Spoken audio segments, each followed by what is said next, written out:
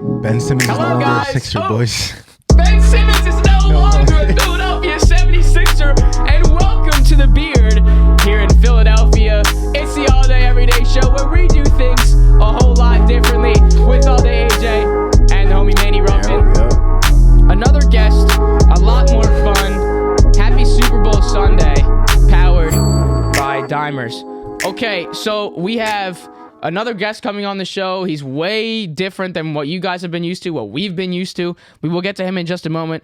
We want to talk about a couple of things that happened last night. As you know, last night was the NFL honors. Plenty of awards were given out. Maybe people thought Tom Brady was supposed to get the MVP. I'm going to start with Aaron Rodgers. Aaron Rodgers wins the MVP.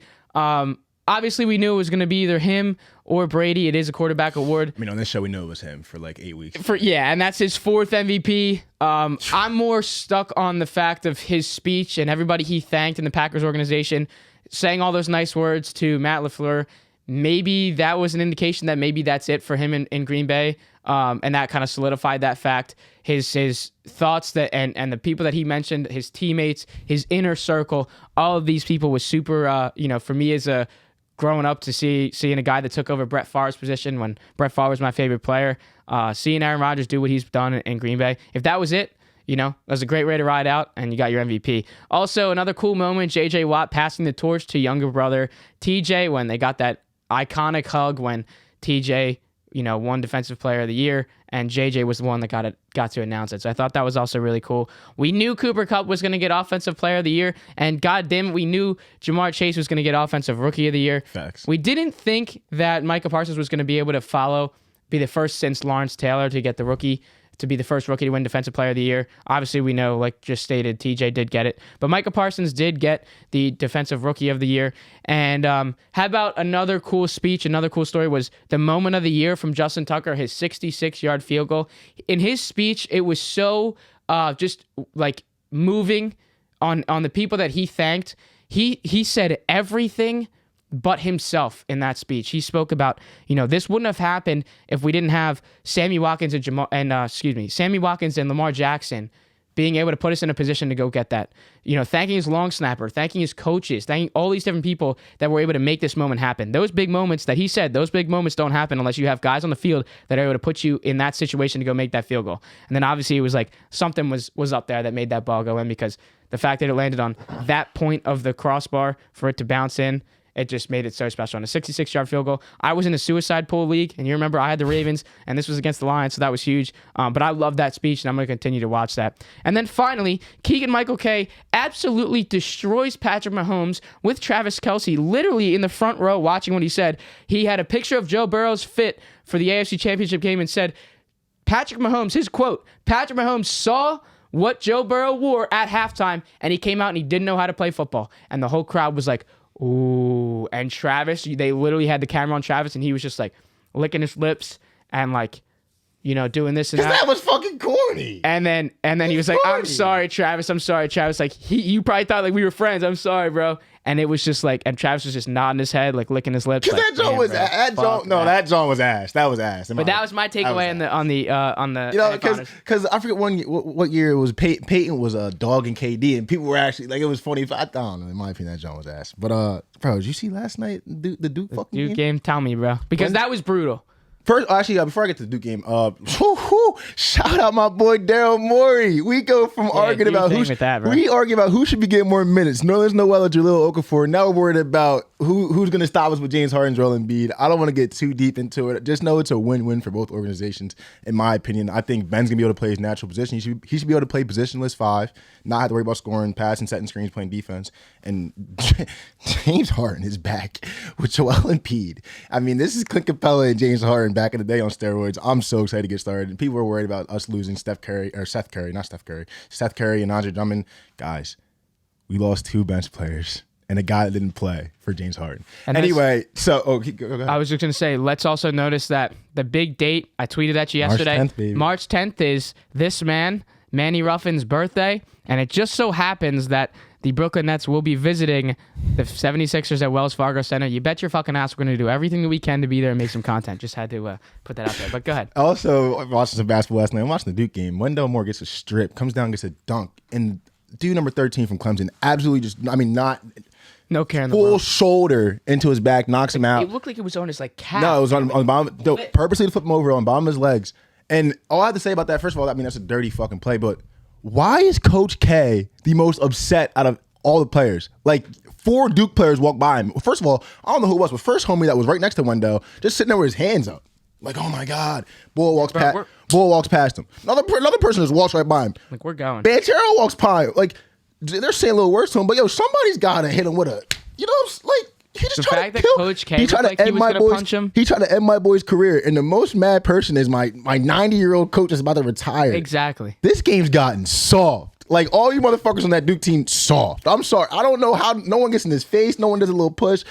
And it was funny because the announcers... We got an interview, but like, holy fuck. The announcers were saying, they're like, it looks like the benches are going to start clearing here. And then, but the cameras were only showing like the huddle around the bench could have got busy, but like nowadays, because if you step on the floor, you get suspended. So there's like coaches dedicated to that shit. But like the players on the floor, like no one. Well, that's why you saw Coach K. No one thought to, you know what I'm saying? Coach K went from all the way down the court. Bro, he was walking. You motherfucker. He was literally on the other side of the floor. Like, he ran. Yeah. So that's a lot of respect and a lot of heart from a coach that's about to not soft. leave the university. But all right, guys, we have an interview to do.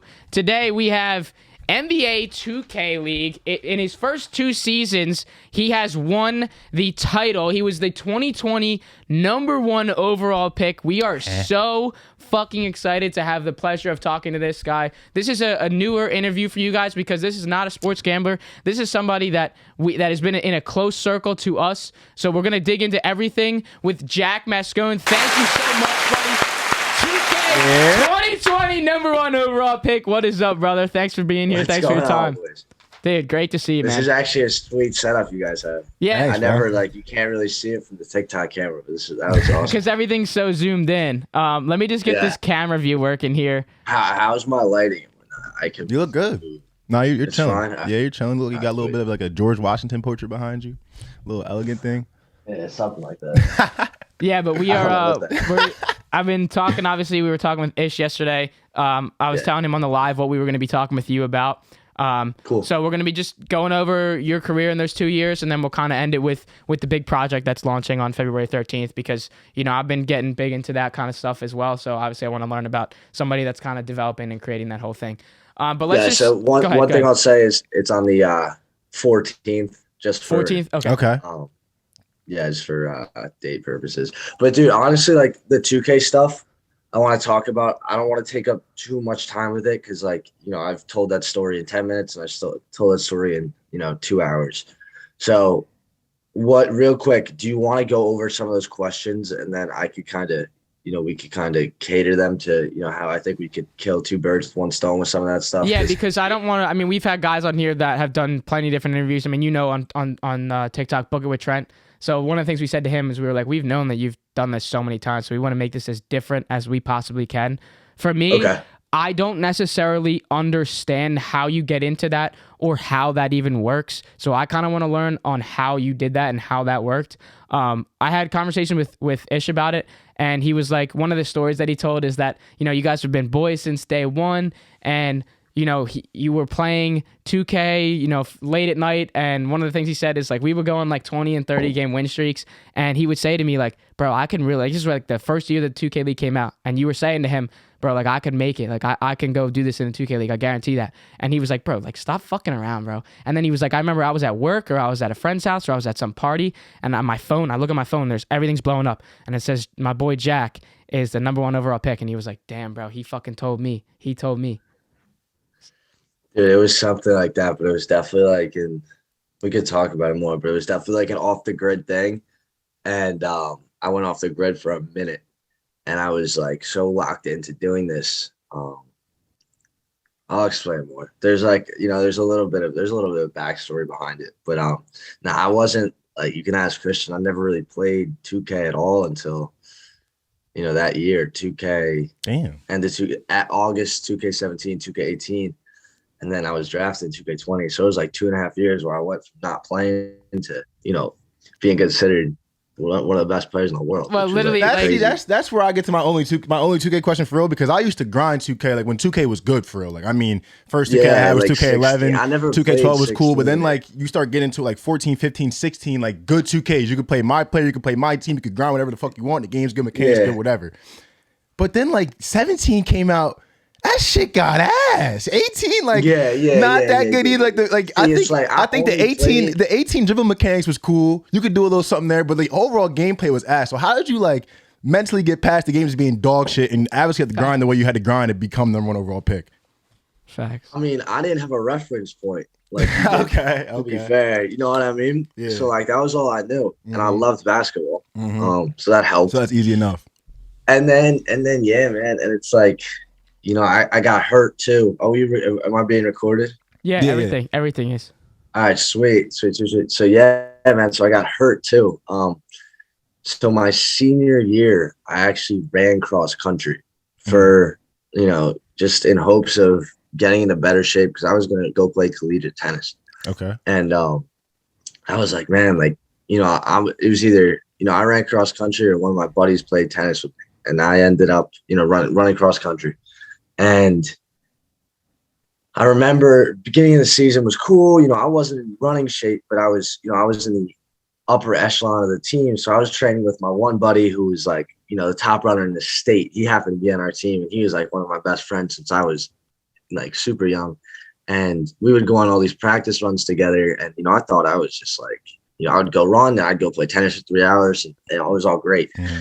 And then towards the latter part of the season, I remember like my ankles started to get hurt, but like it wasn't like I twisted. It was like becoming sore, and like, you know, like the bottom of my shins were becoming tender. Like it just stuff felt weird. And what I started to do was like I would run races, and then I would go on the elliptical to lessen the stress on my leg. And long story short, I got diagnosed with a stress fracture in 3 parts of my shin. Damn. And you know, so I'm thinking like I'm gonna go play collegiate tennis regardless. You know, this is like a little 3-week thing, right? Whatever. But you know, obviously it's a little bit of a setback. And you know, it's my senior year of high school. I played basketball my whole life also. Like, you know, basketball is probably my best sport. Like I just stopped playing. I had like fallout in like 8th, 9th grade. But senior year, I'm trying to play ball again. So I go to like I'm on the team. Like the coach just, you know, he hooks me up. Like I didn't have to try out, and I was hurt for the first 2-3 weeks of the season. And I'm thinking like, man, like, you know, I'm not missing, like, I'm not doing this to not play. And my ankle, my shin feels decent. It's a stress fracture. It's not like something that's, you know, I can walk. I was doing everything. I was, you know, I was not limited in any way of life other than I couldn't play tennis like that. And, you know, I couldn't sprint, but I was taking it easy, but I was fine. I was like, all right, let me give this a go. Next thing you know, boom, re-injured. And I'm just like demoralized. So basketball season gets wiped out. And I actually like take a couple months like to just totally think about this and decompress. I wasn't playing tennis. I wasn't playing basketball. I wasn't doing anything. And I was just thinking, I'm like, man, like, you know, I played sports my whole life.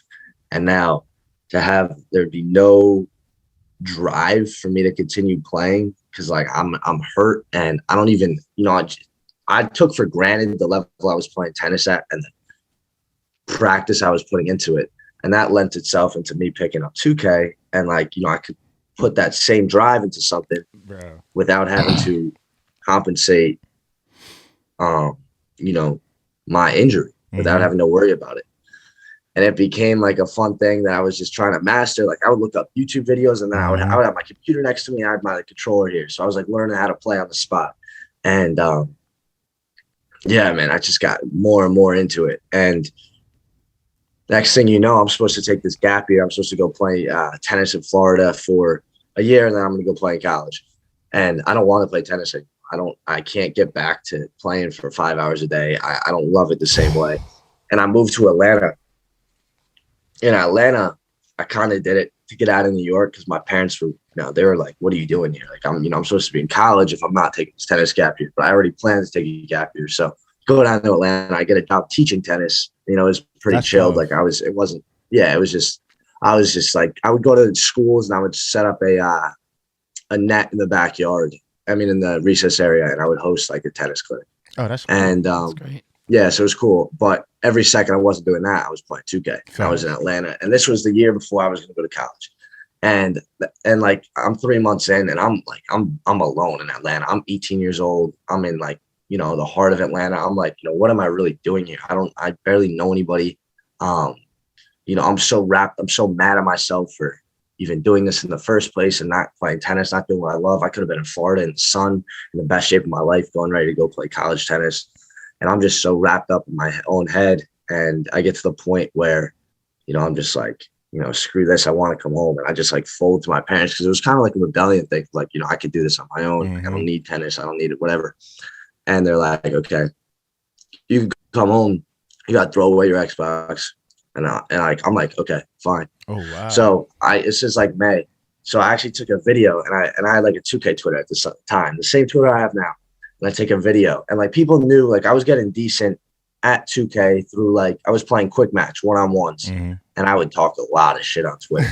And like, I would take somebody's, I would win a money game, talk shit on Twitter, boom, like, you know, at the people, and like, those people started to become how toxic 2K can be too. So I understand. Yeah, toxic. No, 2K is next level. Next level. So yeah, so these guys I'm, you know, talking to are guys that are, you know, either in the league or, like, you know, well-known one-on-one players, quick match people. So, like, you know, my team versus your team. Like, I'm Lakers, your Bucks, whatever it is. And it got to the point where I kind of got a little bit of like a reputation, you know, for being good at the game and, you know, for talking my shit. And it was cool. Like, I liked it because like I had my edge back a little. Mm-hmm. You know, it was a virtual edge. It wasn't 100%. Real, but it was superficial, and it plugged that void that I had from playing sports at that level. So I loved it, and my parents told me, like, you got to throw your Xbox away. I'm like, you know, like, I shouldn't be doing this. Like, no. I thought, like, I should be playing Xbox. Like, I didn't know what. Like, I was so lost in life because you know, the only thing I knew was sports. I looked at video games as something that I came home at the end of the day, and you know, if I was shot, I would do it. I didn't really own, like, the most video games I ever played in my life was at Christian's house. Like, until I got, like, we would have sleepovers and play FIFA all night, stuff like that. But I was never, like, I never played Call of Duty. I never played video games like that. And so I'm like, you know I shouldn't be gaming like this. And I applied. I was in Arizona State for the class of 2023. So that was the following, what is it, August? And it's May at the time. So I throw my Xbox down the garbage chute. I'm on the 11th floor in Atlanta. Boom. Video goes viral. Yeah. Video goes viral. They don't, like, we can't just overstep that. Like, you talking about the shoot, like, you got to open them motherfucker up. Yeah. Jack, you got to get me that video. I got to find that video. I'm gonna have to toss that on the screen for that. Somebody has 100% somebody. I can find it for you. Yeah. So I throw it down the chute. I do like a little dialogue with it. I'm like, see you guys on the flip side. Like, I'm going to school. So I stopped. So I'm a year in of, like, grinding 2K, and then I'm just like, okay, I take the whole summer off. From May to August, I take off. Get to school. My roommate ends up having a PlayStation. He keeps tempting me to play him in 2K. I'm like, bro, let's just not do this. Right. Like, this is just a rabbit hole for me. So next thing you know, a week later, I'm at Best Buy. I get my own PlayStation, and then I qualify for the all these NBA teams were hosting these little mini tournaments. If you qualified, you won in the draft or whatever. So I qualified at my dorm in Arizona State. I won, like, the second tournament from my dorm without playing in, like, literally 3.5 months, which is crazy. And I wasn't even that, like, this was a 5v5 mode. This wasn't 1v1. So like, I kind of just plugged in, and, you know, I don't know how it worked, but it worked. And, you know, I had a good team. I built up some good connections while I was playing. And, so I got in the draft pool. And that was, like, the hardest part about it. And then after that, it was team interviews, where they kind of just, you know, break down your mental and see where your head's at. And, like, I played basketball my whole life. I had, like, used to do that shit in the film room for like real basketball. Like coaches, like, are you yeah, good? no, it's crazy. They 2K? do a lot of breakdown there. Yeah, man. And then I got selected to the Wizards, to Wizards District Gaming, #1 in the draft. And Tough. I remember everyone, like all my buddies, because I'd been like I said, off the grid. I was in Atlanta, and then I came home for that summer. But that summer, like my head was all over the place. Like I wasn't myself. So I wasn't even with my friends like that. And the next thing they knew, well, I was at Arizona State, right? And then I was like, okay, like I'm about to just, get back to living normal life. And then 3 months later, I was on this podium in Times Square, going #1 in the NBA draft, in the 2K League draft. So like the swing of events and the swing of emotions and it wasn't really a change of heart, because like I knew I loved 2K and I wanted to do this. I wanted to give it a shot, considering like I could give it a shot, but kind of just validating it for myself was like the hardest part of all that process. And then, I had like a really successful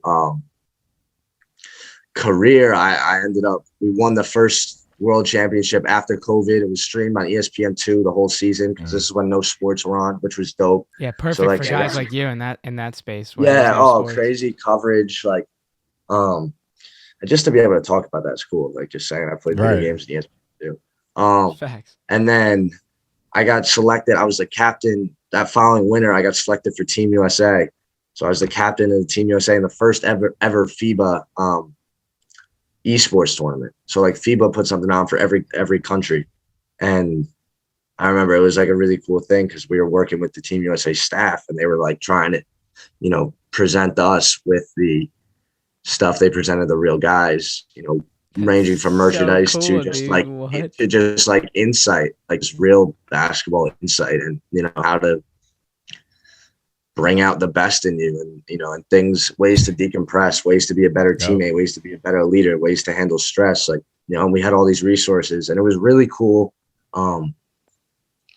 Just to see, that was like my full circle moment, where it was like, 12 months ago, I remember the finals of that tournament was December 23rd.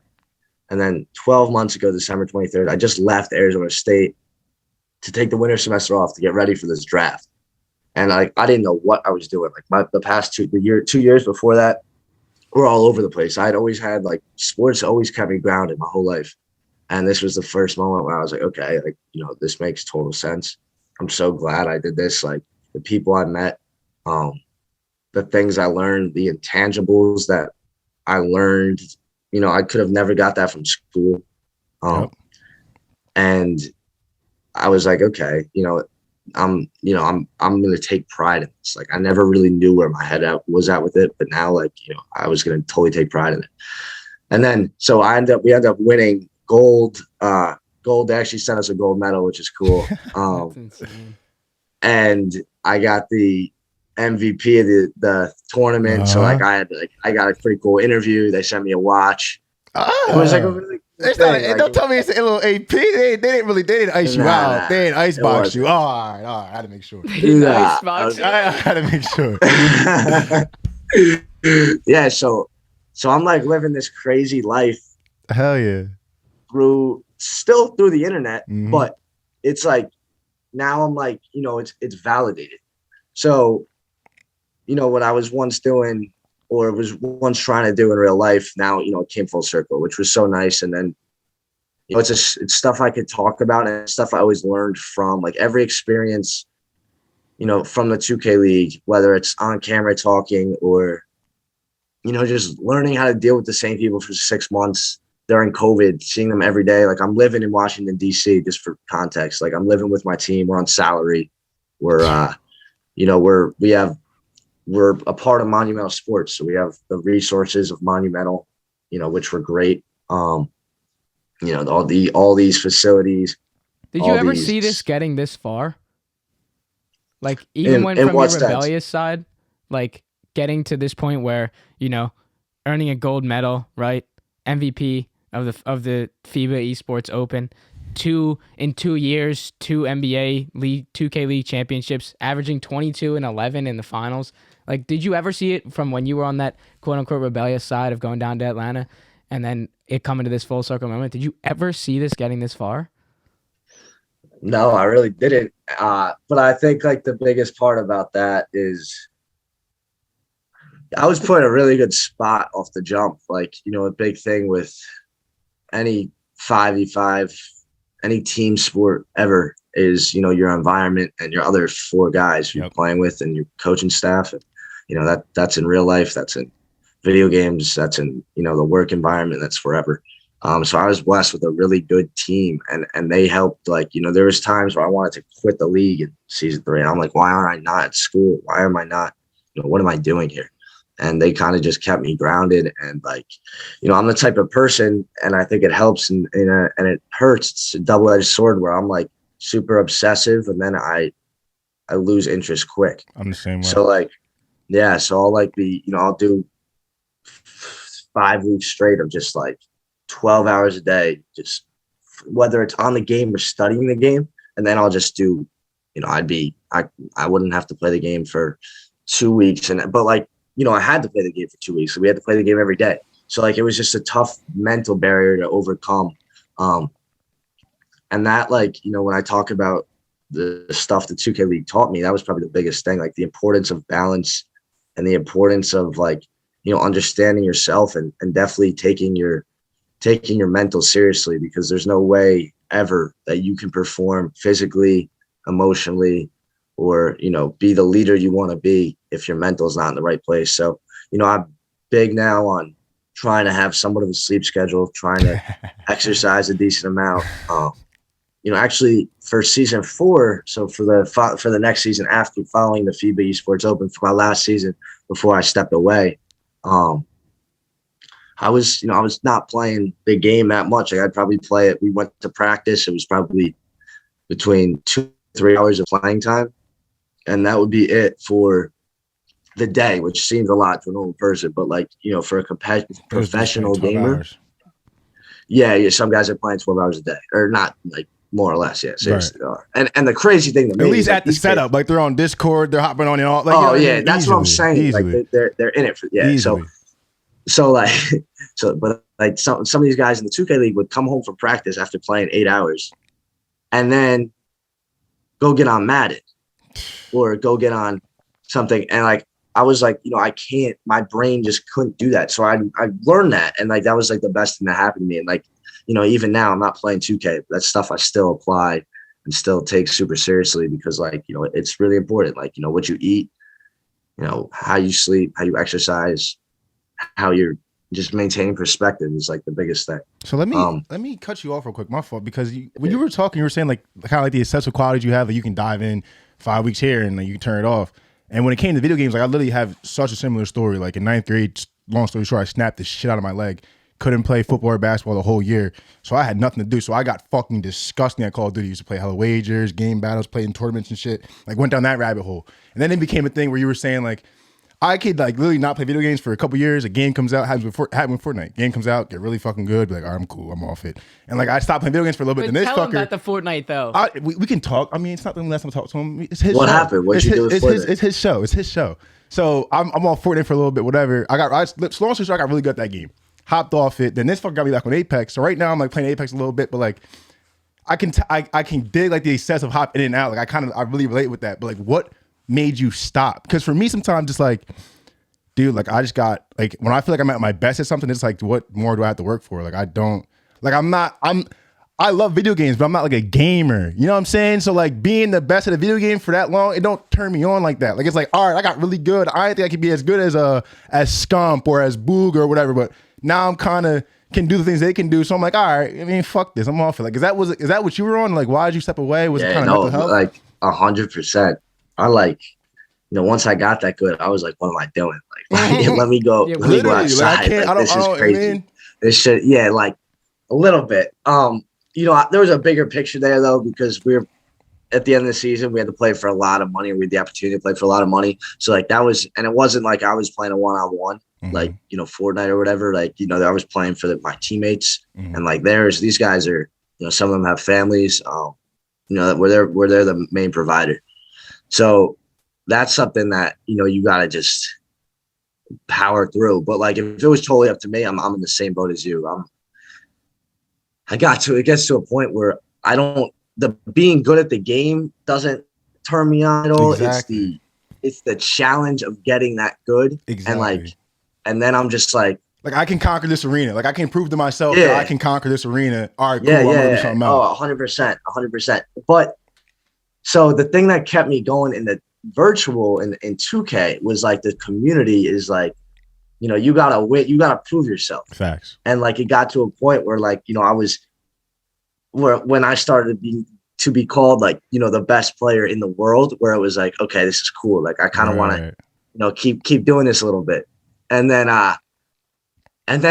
it kind of, so the season 4, this last NBA 2K League season I played, I was like, if we win the finals, I'm done. Like, I did everything I wanted. There's nothing more for me to do in a sense. There's part of me, that even to this day regrets it a little bit because, we could have, if we ended up winning, and if we were to win 3 in a row, I think that would be like a really cool thing. Be the GOAT. Anybody can say shit. Yeah, 2 in a row is cool, but 3 in a row is crazy. Right. And like, it's one of those things where you only miss the sun when it starts to snow. And I didn't really think about it as much at the time. Fucking bars right there, dude. Yeah, so that's life, man. And I think you gotta, with any decision you make, you gotta ride it because you can't go back in time. And that's like the biggest thing I learned from, losing sports to gaining this success in video games and almost not being content with it for a large some of the time when people would kill to be in my shoes. Right. And like, just to be conscientious of that is the biggest thing. I think, that kind of keep you going and keep you stable and not give you that, okay, what do I got to do next? What do I got to do next? It kind of just allows you to reflect in a moment. I think that's a beautiful thing that people don't do enough in life. Just kind of where am I at? How am I here? What were the hardest points in my life? And then, how did I maneuver those to get to the position I'm in? And just sitting on that for a little bit. I think that, that's like a really organic way to reflect. And I tried to be more and more mindful of that. So following that, following the season, I got invited to the esports awards in Arlington, Texas. And this was like a really cool thing. So I was nominated for the controller player of the year, sponsored by Scuff. This is in any video game. So like, funny you say Scump was there. He definitely was there. I want to say Scump was there. I'm not good with names, but all like the FaZe, 100 Thieves, Optic, all those orgs were there. A bunch of their top players, Nade Shot, like all of those guys were there. So like we're at like this super cool table, and there's all these people who have made such a great impact in the world of video games. And there's a guy speaking who was the first ever gamer to be sponsored by Red Bull. This was in like 2007. He's telling his story. He's getting inaugurated into the Hall of Fame, the Esports Awards Hall of Fame. He's telling like this 20-year story of playing Halo 2002 for free, and then it gets a little more traction, and then Twitch comes out, and Twitch was never a thing, and some of these brands started to pick him up, and he was like he carried the momentum for them for a while, it seemed like, just by the the crowd's reaction, how people spoke about him. But that's when I was like, wow, I'm in a space that transformed a billion-dollar industry.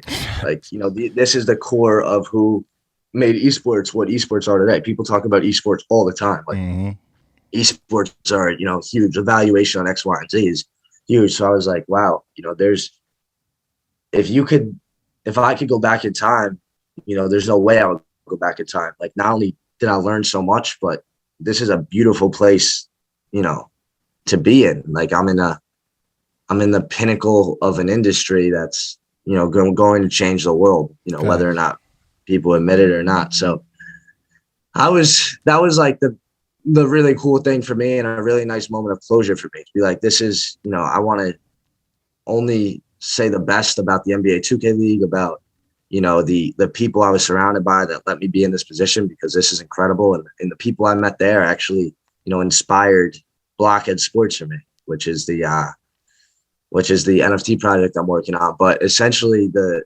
takeaway with that is, when I was talking to all these big organizations, these gaming organizations, the esports organizations, they have obviously their traditional Call of Duty, Fortnite, League of Legends, Rocket League. They have all these teams, they have all these branches.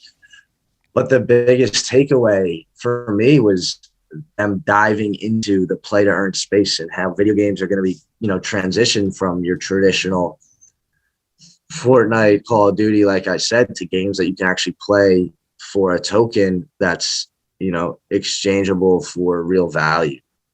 So people are going to actually,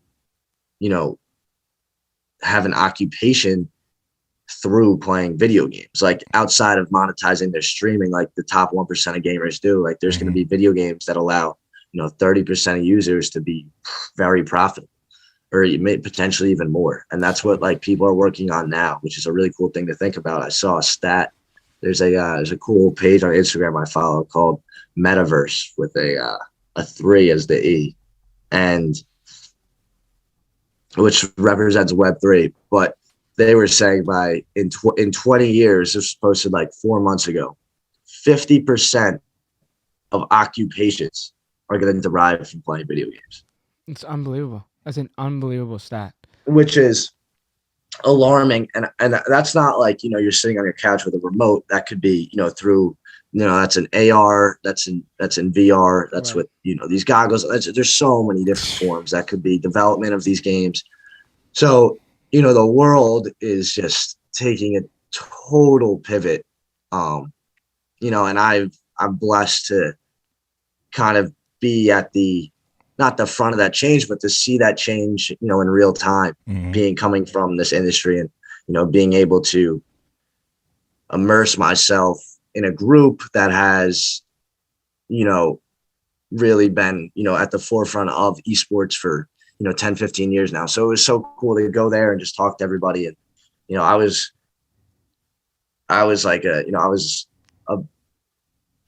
like a fly in a horse's butt at the Sports Awards. Like I was just soaking it all up. And it was one of those things where, I really appreciated the magnitude of it there, because like, these guys are walking around and like you look them, I'd never heard of them. And I look them up on Instagram, I look them up on Twitter, and tens of millions of followers. And I'm like, there's a whole nother world, man. And like, I thought I knew that world. I didn't even know half of it.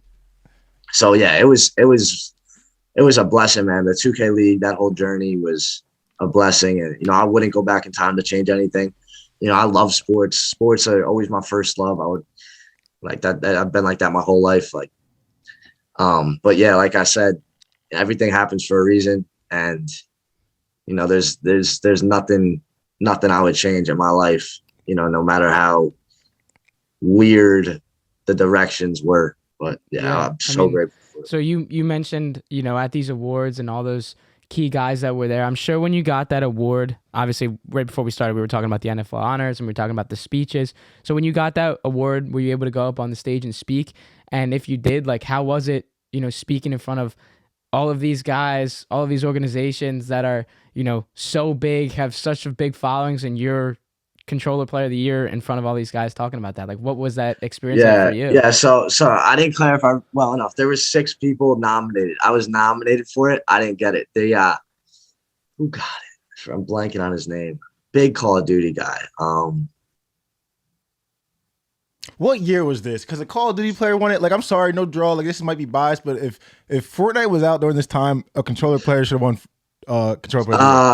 My opinion, because that's the hardest. This was 2021. This was in October. Oh, see, they probably. Let me see who won it right now. It might have been. It probably was like Scump or Dashy or like one of the big Call of Duty guys, the money makers. You know what I'm saying? Yeah, the money makers. Respectable. They're nasty. I'm just saying. When it came to Fortnite, just because of the keyboard and mouse and controller dynamic. Like, I wonder if you know this guy. My opinion, the best controller player in the world on Fortnite is the best controller player, like, period, mechanically, in my opinion. Like, because that just FaZe Simp. Oh my God, Simp. Yo, I used to get shit on by Simp in COD. Like when I told you when I snapped my leg, bro, I used to get shit on by TJ. Wait, Simp. But you know who that is? Yeah, I know exactly who that is. He's taking money from me. What do you mean? Do I know who that is? Yeah. So he was there. So. He's a freak. All right, my fault, Simp. You got that. Yeah, I mean, you got that. Yeah. So he there was definitely some League of Legends guys, though. I mean, not League of Legends, Rocket League. Oh, yo, the controller players on Rocket League go crazy too. I never got down that rabbit hole, but I see them fucking do the spinning and shit. I'm like, all right, y'all got that too. Yeah, no, they actually go crazy. But yeah, man, unbelievable ride. Well, so what about like, you know, you also mentioned Twitch too. Was there a path that you saw yourself almost like going down the path of streaming this and starting to monetize this and keep going down this, even if you didn't have to play in the 2K League or go win all these awards? Or was it just like, you know, 2 years, I did what I did and I'm moving on? It was 2 years I did what I did and I'm moving on. But with respects to Twitch, I was so competitive at trying to actually win in the NBA 2K League. I didn't want to stream because I didn't want people to know how I played unless I was playing against them. Mm-hmm. So like there's tendencies in 2K more than any other video game, you know, just because it's not as intricate as a Fortnite or a Call of Duty where like there's so much stick skill there. Mm-hmm.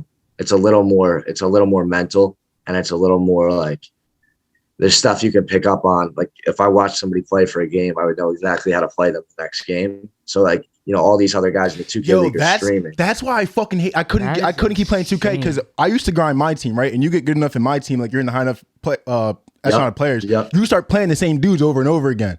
So I'm playing against dudes that really play 2K. Like I'm in the basement, 2:00 in the morning. I'm fucking around. These dudes really play 2K, and you can find out like, okay, my dribble size up package, like he knows that. Like he knows I'm about to run the double screen. Like he knows how to defend that. Like, and I wasn't good enough to be like, all right, let me figure out how to get better. But these dudes, he's 100% right. Yeah. These dudes really know what that 2K and Madden, bro, you gotta be some of the sharpest mental guys you'll ever face. Like that shit's crazy. Yeah, so that's another thing I think is interesting is I probably watched more film than I played 2K in my 2 years, the 2K League.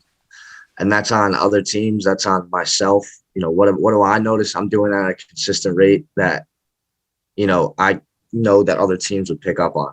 So it's a chess match the whole season. So like before every week, there's a week to prepare. Before every game, there's a week to prepare for you. And like we used synergy.com, which is what the NBA uses. But you can break down every pick and roll set, every sideline inbounder for every player on the court. Yo. So like, you know, we had all these different. It's really a chess match. That's crazy.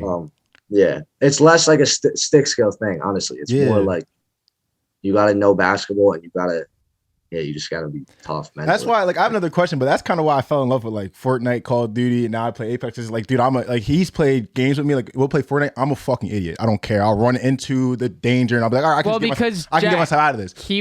He was working on qualifying for the World Cup. Yeah, so like basically, he was nasty. When it came to Call of Duty, Call of Duty and Fortnite, like I got to a point where I was really good to be like close to the pro players, but I could never break that because I was too worried about, like how you said you went down a rabbit hole like a year, no one saw you, you were just playing a game. I couldn't get to that point where it's like, all right, yeah, we're just playing this. Like this year, my parents weren't with that. I kind of wasn't fully with that yet, so I couldn't really get there. But my question with that, go ahead. Yeah, keep going. No, you go. I was gonna ask you about Blockhead Sports because you were talking about how you get in that like these obsessive little caves and modes and layers. Like, is that what happened with NFTs? Like, did you see what was going on with Web 2 and what was going to happen with Web 3 and like what the crypto space was doing? And was like, all right, I did my thing with 2K, but I gotta pivot. Like, I see a gold mine here too, and like, let me hop in my layer right now for these next couple years and get this NFT shit popping because I see the opportunity. Or was it like, did someone put you on? Like, that's kind of what I was gonna get into. But if you had to say something else, go ahead. So the first thing I want to touch on is with all this video game stuff and getting good at it, like those are probably those are the three before that last year, most volatile moments or times emotionally of my life. Mm-hmm. So like I wasn't in a good headspace when I was getting that good at video games. That's like, so true. Like, that's so true. It wasn't like, you know, I just had a shift of passion. It was like, this was my escape outlet and I was playing video games. My heart, I wanted to play basketball. I wanted to play tennis. I wanted to go play sports in college, like 100%. Like there was no, like I wanted to go out and have, like the video game thing was a product of my mental health. Mm-hmm. And I just, you know, I have an obsessive personality and I got really good at it. Mm-hmm. But, you know, I kind of, as I dug myself back out of that hole, I was like, okay, I think it's time to move on. And like, you know, like I said, I'm so appreciative that I did that, but you know, that's kind of where that started from. So yeah, you kind of got to be a little Yeah, we gotta grab a drink one day. We have a lot of common. We have a lot of fucking. Well, we were talking about going up to MSG with him and Ish. Yeah, you gotta do gotta like a Ranger. Oh, 100%. We can make a day out of it. Yeah, we can make a day. We'll go out and make the day. Mess around in New York and then win the game. But let's get into Blockhead Sports and talk to us about like how you pivoted, why you pivoted. And, I want to know about like the structure that goes into that. You can't just walk into this space and be like, okay, I'm just going to set up and make an NFT. Like, no, you harped on that with me one time. We were down here like, bro, you can't just hop in an NFT game and just buy shit and drop shit. Like, you got to be like in it. Right. You got to know what you're doing because there is a lot of money to make, but there's a shitload of money to lose. Yeah. So Blockhead Sports was inspired by the esports awards. In a sense, a buddy pitched me the idea, but it was definitely accelerated by the esports awards and the whole play to earn space. So Blockhead's, what I like to look at as a passive play to earn in a sense where, you're holding your NFT is actually working for you within the video game, but you're not playing. So it's run by a computer simulation. And the way it works is, it's a 6v6 hockey league. And we actually uploaded these NFT player cards with respects to the aesthetics and attributes into the video game that we're using.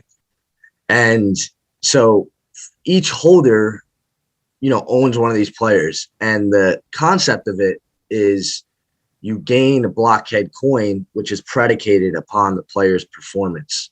So like for a goal, you earn 40 blockhead coin. For an assist, you earn 20 blockhead coin. For a save, you earn 4 blockhead coin. For a hit, you earn 10. And this is like, you're watching the computer simulation like you'd be watching a 2K game, with two computers playing against each other. So it's cool because it's gamified in the sense of you can buy multipliers with the blockhead coin in our private marketplace with the blockhead coin that you earn from your player's performance.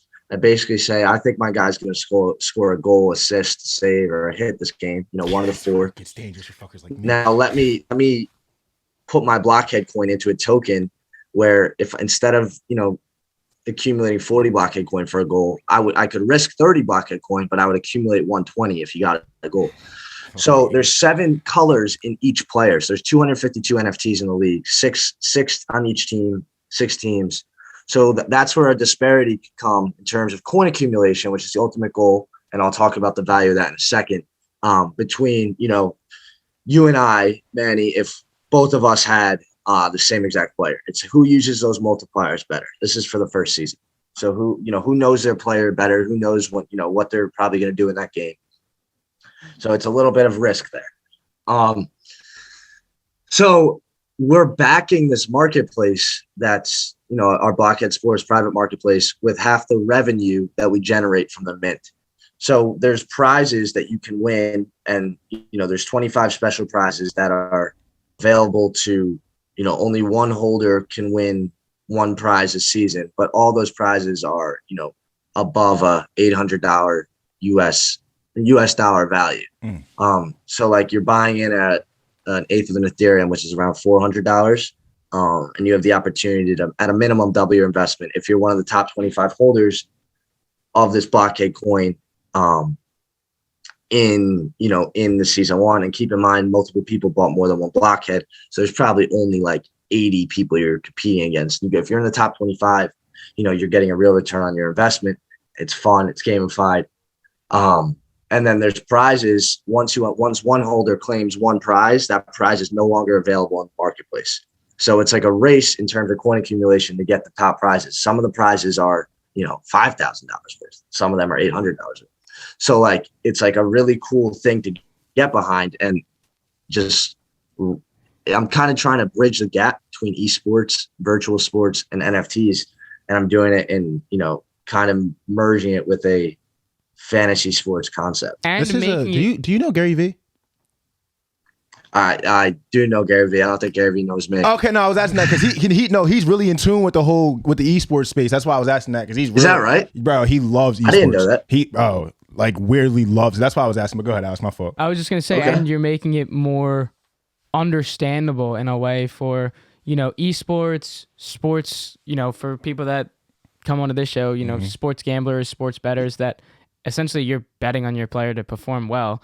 But it makes it in a more understandable way because a lot of these people are so invested in sports that they don't really know too much about crypto or how it works or the NFT. They just know that, holy shit, I can make a lot of money from it, but I just don't know how to set up a MetaMask wallet or, how to run the mint or how it works on different platforms. So what was like when you actually had the idea of setting this up, like what was the stuff that had to go into actually making this what it is now? Like just if there's any details that you're willing to share that actually go into the hardships of the structure of building this whole process. So the biggest thing that I thought about when I was designing this was, after this gold rush is over, what are consumer habits that have existed for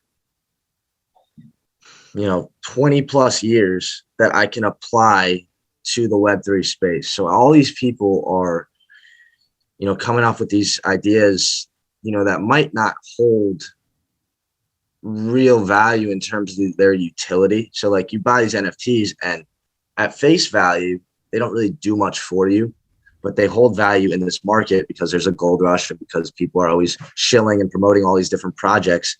And you don't really know what you're getting. You're buying it in hopes that it goes up. But, there's not a real value to it, right? Like if the NFT market was evened out, the projects that would stay here versus would hit zero, would be the projects that provided a utility that was worthwhile for a holder. Mm-hmm. So that was my biggest thought coming into this. Like, how can I make this genuinely worth holding? Because, I think that's the key to producing anything, that's going to sustain itself is, if people only have $100 to spend on NFTs as opposed to 1,000, what are they really going to buy? That's not going to be that piece of art that might hit zero next week or might hit 500. 110%, dude. 110%. Right? So that's like a really big thing that I thought about prior to this. And that's like, I'm doing this a little differently where I'm not doing an ICO and I'm not making this Blockhead coin public. And I'm not forming a liquidity pool. I'm allocating a certain amount of our percentage of revenue from our mint. And I'm making it so if you're, in the upper echelon in our game, and you don't have to be the best, but if you're in the top 30, 25%, you're in a position for a return on your investment that is incredibly worth it. And I think a lot of people. That's a lot of people don't understand too. Like top 30%, like it's not, don't get scared of that. That is right. That is a lot of people. That's a good spot because you got to think a lot of people. Like people are gonna hear top 30%, like, oh my god, I gotta be so good at it. No. Top 30%, you're right there. Like everyone's right there. Yep, you're right on that. So you can contribute to your 30% by buying more NFTs. You have one wallet, so it's not like everyone owns one player. Right. So like that's a way that you can increase your odds. Get more and players. Then another thing is, there's people who just don't understand the NHL game or the hockey game, who are bought into the idea of this increasing just at flip value because of just the idea and what I'm trying to do within virtual sports and that merger to NFTs. So some people are just investing in the fact that their player is going to be worth more than they bought it at. So like in terms of the actual coin accumulation, it might be 60% of the holders actually going for that, right? And then you put yourself in exactly. It's almost like a 50-50. And if you know what you're doing, you're gonna make a good return. And when I'm talking about a return, like I'm talking about this is stuff separate from selling your player. Like your player still holds value. This is extra stuff that has, that could 10 times your initial investment. So like you still hold your player when you exchange for these prizes. So your player can still make you money off your initial investment. And then you have the opportunity, if you're in like this 40% realistic echelon, that you're going to have a return from these special prizes, which can only be unlocked by one person, per prize. So a lot of people have the opportunity to get them. So there's a lot of ways to profit off the idea, or, I think it's something that's a really new thing for the NFT space. And we, I'd be the first one to say we didn't do a great job, and I didn't do a great job at marketing it the right way. But what we did do is build a community of people who are so invested in the longevity of it. And there's nobody really in it for the quick flip, I would say. Which is the things that you always have to worry about with NFTs, especially at the beginning. Which is the things you got to worry about, because that's how you bottom out. So, we haven't even tapped into the real NFT space. And, we're 6 spots away from selling out, like, as we speak. Damn. And our season starts on the 14th on Monday. So, I'm so excited. We have a lot planned for season 2. Like, the colors are, my goal ultimately is to create like a huge disparity in market value for various NFTs. And, right now those colors are just to allow people with the same players to earn different amounts of coin through those multipliers. But there's going to be a point where those colors contribute to what you can and can't unlock to ultimately help your player season 2. And, we're going to just follow the same concept for football and basketball. So I have a question too. So it's on NHL right now. So is it on like NHL 22 is the game that we're playing? Yes, so yes. When you go into next season and NHL 23 comes out, are you looking to move it to that game, or are you going to stick to 2022? So the seasons are like a month long. Okay. So then like you would do like do you, there going to be like I'm content on this game. I'm content on 22. Yeah, because I was going to say, the graphics look great. I feel like it would be a lot to transition to a new game when it's relatively going to be the same. Yeah. No, I want to keep as many variables as I want to keep variables out of it. So like once we start, I want to kind of ride with that. And then, I'm just using that as a medium, but like the actual NFT part of all this, is obviously the animations are based on the game, but your value comes from this Blockhead coin and our Blockhead marketplace, which is something we're backing. So, I want the simulation part of it to kind of be, looked at as cool, but, I want people to really own their blockheads. And I think a cool thing is like, we have a lot of prizes that like we have one of our prizes is tickets to the NBA finals. So like, the right person gets that. They post on Instagram, like on behalf of Blockhead, people look into it. It's a really easy thing to backtrack and be like, okay, this is exactly how this happened. There's not like a weird market trend you got to look at, right? You can just say, okay, my guy had these stats. I used these multipliers and I accumulated this amount of coin. Like, and I was just enjoying it with my buddies, like just watching the game. So that's the goal here, to really really normalize, NFTs and really show people that at face value, they're a product, that has, I'm providing a product with a real opportunity for a return and an understandable return. So that's all that really goes into that. I could talk about it for hours, but there's I think the biggest thing here, since, nobody's done this before, is the proof of concept. So, our season starts February 14th, and we're going to be live on Twitch at Blockhead Sports. And, where people are going to be streaming, you're going to be seeing the coins, people accumulating coins, and you can, go to the marketplace and say, okay, how close am I to unlocking X, Y, and Z? And I think that's a pretty cool thing. Damn. So my final question for you, kind of like just like a psychology thing, because when you look at life, and I'm not trying to put nobody down, because I think everybody can tap into greatness. Like, I'm not trying to put nobody down. But do you think some people just kind of have it from birth and some people don't? Like, I think there's something to be said for people, and this is not me toot my own horn, toot your own horn, but like I was blessed to be very good at sports from a young age. But that kind of framework stuck with me. Like, what I'm saying? And big shout out to my dad and my mom. From that point on, they always fed into me like, listen, you could be good at anything you want. Like, this can apply to school. This can apply to sports. This can apply to riding a bike. When you learn how to rollerblade, like you learn that fast. Like when you do, you know what I'm saying? Like, So do you think your background from you played 3 sports, you were about to be a college athlete in one, I was a college athlete as well. Do you think that transferred to you being like, I can't be normal? I can't fall back to like, I have to have a certain standard of things I do. Like, do you think that kind of ties into your ambition, or is that kind of, am I like getting off on a wrong tangent, do you feel like? No. That's a really good, it's an interesting thing to talk about. I think, because when you like my fault, like when you talk to certain people that maybe you were in NFTs with, or people you work with, like they all have something that they're good at. And it's really weird if you look about like Alex, like you seen this fucker swing a stick. Like he is a top percentage golfer. Like Ish is great at really. Yeah. Oh yeah, he can swing a fucking stick. Alex, we gotta golf. Ish, like you look at Ish, dude, you gotta come up. Ish is a good gambler, 100%. Talented gambler. He's a fucking 2 college sport athlete. Like so, like a lot of these people that do shit that's extraordinary aren't normal. That's kind of a pattern I'm seeing. Yeah, I think, to your point, my parents probably played a big part in that. And, they're ambitious. And I'd like to think that they do things the right way. Just, whether it's in work or, just in society, like I think of them as good people. And it's easy to be like, okay, what would they do here? There's definitely framework that I've grown up with that's helped a ton.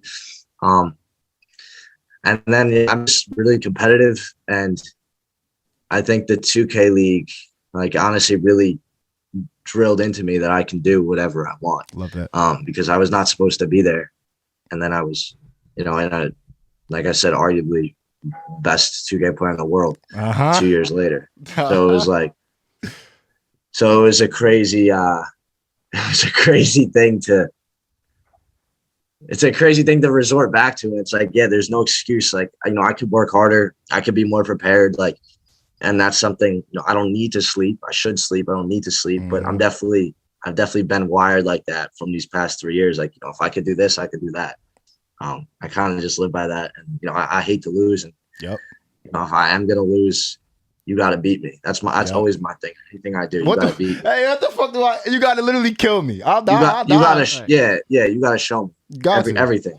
Yeah. For the NFT world, you got to show me. I've had a bunch of backlash on this project, just with respect to it being, different and doing it on the Ethereum blockchain. And the Ethereum blockchain is super cutthroat in terms of people who want to get a quick flip. And we'll see, man. Like I said, you got to show me. Yeah, dude. And I think all that kind of ties together just from your, experiences throughout the 2K League that have kind of brought you in such a short time, all those accolades, and then you're able to transition and do something like this. We thank you so much for your time, dude. We're going to be in touch with you about getting up and linking up in New York for a game, spending a day up in New York with you guys. And then, we have a golf series on our YouTube where we called Tea Party, where we do a bunch of golf videos. So we'd love to get out there with you. Yo, I would love to do that. Like, if we could play like even 9 holes, if we go up to there's like if you guys came up to Westchester for a day, there's a club like 5 minutes away. We could all play. We get 2 cards, play 9 holes, go to a Rangers game. That's right on my app. Yeah, that's awesome, dude. Thank you so much. We'll be in close touch with you. All right, Great boys. to talk with you. Yeah, this was really fun. You guys killed it. I love the production. You already know how I feel about it. Thank you so much. Means a lot, bro. Thank you so much. Take care, buddy. Guys. Take care, buddy. Peace. Oh my goodness. That's fire. Dude, I think it's just cool that, like, he was somebody so different, but it also is like the realization that, like, he has kind of like the same mindset as us. It's the same. I was gonna say it's the same framework. That question that I asked him at the end about the psychology and patterns between people who like essentially win on shit. I would ask if we had Jonah on, I'm asking Jonah the same question. If we had Austin on, I'm asking the same question. If we had fucking Aaron Rodgers on, I'm asking him the same. Like, because there's patterns. Like, you know what I mean? Yeah. Even though he's doing it in 2K or he's doing it in NFT world, it's the same competitive drive. I've heard fucking. It's funny. I actually kind of had like an epiphany when I heard Pat talk about it. He was talking about it on the show they had the whole fucking setup, whatever. He was like, listen, this shit that I had instilled in me from sports applies right into the business world. And like, I've seen it with, we've had fallouts with certain companies or like disagreements with people. And I get that same competitive fire. Like, no, these fuckers think they're better than us. Like, what? Like, all right, let's lace them up. And it's funny how everything's transferable. And you could tell that guy has it. Like, you know what I mean? He just has it. Like the fact that, and like that's why I like that question so much, because you said some of the things that are like, I hold myself to this quote unquote standard. Like I can't go back to that quote unquote normalcy of doing a 9 to 5 or, back. But it wasn't even that. Cause say if I was doing a 9 to 5, I would just have to be like, I would have to climb to the top of the ranks. I couldn't, and it's not like a shot at anybody, but I think maybe my parenting or just my background, how I was coming up, it's like, I cannot be average. And when I see people like that, it makes a lot of sense. Like when we'll be playing, we won't be recording and you'll chunk something and it's like your next 3 holes, like you're not even talking because it's like, I got to get dialed back in. Like because you can't be average at golf. Like it transfers and like how we are with the pocket. Like it's fucking crazy. It is funny. That's a good realization too, because I do actually shut down, but then I come back and I come back to my senses. But guys, we thank you guys for being a part of this episode. Once again, this was something so different to us and so different to you, hopefully. We wanted to show you guys that we don't necessarily have to go at all these gamblers and all these content creators and all this kind of stuff. We can go up people and have people on the show that are completely different, that have just as an interesting story as the rest. So we appreciate you guys being a part of this. You can follow us on our Twitter page at 8080 Podcast and our Instagram at 8080 Pod. Twitch is going off right now. We're going to be, streaming. You guys won't see this, but we will have already done our pre-Super Bowl stream on Twitch. Twitch is coming back, and it's going to be better than ever, so be on the lookout for the Twitch. It's just the name of the show without the, so it's just All Day Everyday Show. And you guys know TikTok's gone crazy. We stream on there every single day, and we're getting a lot of views on there, and that's part of the reason why the following has gone up, and we are where we are right now. So follow the TikTok, be a part of everything, and we didn't say it at the beginning, but get the YouTube. Make sure you fuckers like, comment, subscribe, hit that notification bell. You already know the boys are grinding. Pretty sure we gotta have a couple, maybe 2-3 videos dropping this week. You guys gotta make sure you hit the notification bell so you don't miss any. But it's the All Day Everyday Show, boys. Signing off. Another fucking banger. Another fucking banger. This was a 2 What's show that? week. 3, 4 in a row, 4, 5 in a row. I feel like listening to the All Day Everyday Show with All Day AJ and the homie Manny Ruffin. My name is All Day AJ. I'm sorry, what the fuck? My name is Alex Jacobs, but you can call me All Day AJ. I don't even know. Apple Podcast 5 stars. See you guys in a bit.